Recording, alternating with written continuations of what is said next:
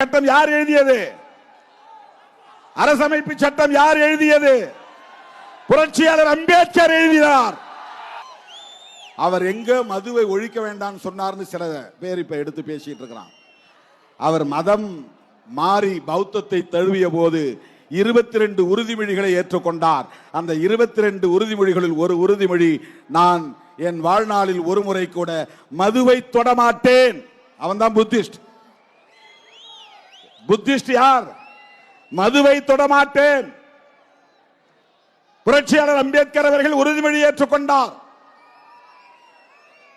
உறுதிமொழியை ஏற்றுக்கொண்டார்.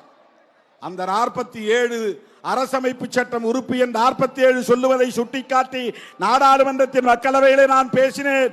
இந்திய அளவில் மதுவிலக்கு வேண்டும் என்பதுதான். உடனே தமிழ்நாட்டில் மதுவிலக்கு வேண்டான்ட்டார் திருமாவளவன். இந்த அரைவேக்காடுகள் எல்லாம் ஊடகங்களிலே வாய்க்கு வந்தபடி விமர்சனங்கள். தமிழ்நாடு உட்பட இந்தியா முழுவதும் மதுவிலக்கு வேண்டும். தமிழ்நாட்டில் இருக்கிறவர்கள் மட்டும்தான் பாதுகாக்கப்பட வேண்டும் என்று இல்லை. இந்தியா முழுவதும் எளிய மக்கள் பாதிக்கப்படுகிறார்கள். உழைக்கிற மக்களின் வாழ்வாதாரம் சுரண்டப்படுகிறது. மனித வளம் பாழாகிறது.